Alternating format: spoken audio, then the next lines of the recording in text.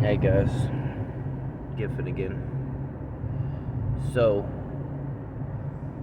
on my way to work, I think, you know, so what's coming of this now is, since I've talked to these detectives again, and I've talked to people over the years, what it comes down to is either my mother ripped off some guy from here and he killed her, or they killed her and threw her body over in Warren for robbing him. Somebody came forward with that information out of prison. He was the guy that was dressed up as the black man when I was younger. I'll never forget the name. I remember my aunt saying it over and over again when I was little. Now he's the one that they're saying could be one of them. Secondly, my stepdad flat out tells me, hey, what if I did it? What if I said I was with my dad up there doing a piggyback ride and I found her and I got away with it? And since I didn't praise him that day, he backs off and says he couldn't have done it. But why even say that? Why say that? You know, why say that to me? Or thirdly, it's a serial killer who's in prison right now, Stanley Adams, who killed a couple people and tried killing one that got away, thank God. And when he never got charged with it though. And you'd think back then at least the DNA might be able to tell, you know, if it was him. But all in all,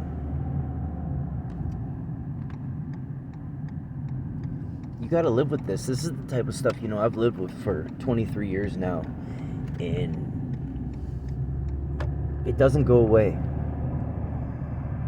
That feeling you feel the day you find out your mother's murdered doesn't go away. It hurts every time that thought comes up. And people say, well, give it time, you know, over time. No, you don't know. You don't know. The people who say that don't know. You don't know what it feels like, you know. I was with her every day of our lives for 14 years. And then this guy comes along, we have kids, and I have brothers, and I'm happy about that. I love my brothers. I took care of my one brother on Superior Street. Everybody there saw it.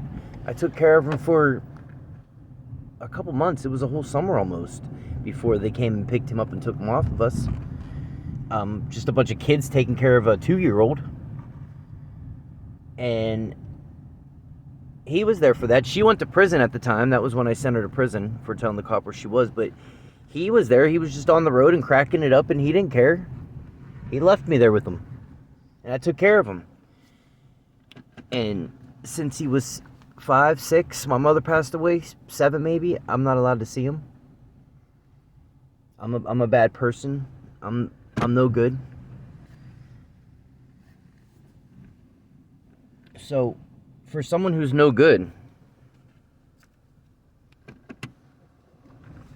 why do I have the balls to make these videos then and put you out there? Why? Sorry.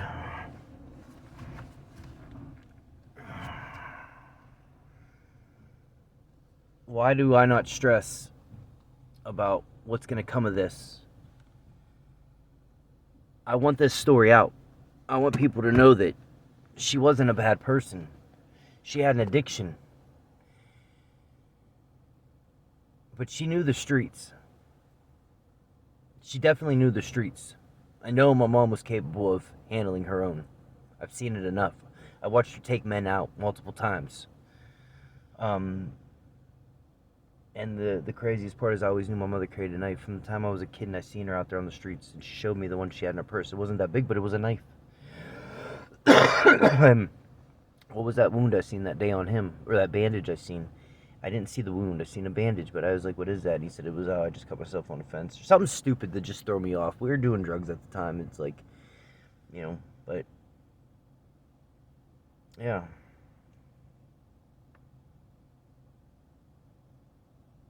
I want this story out. I want people to know.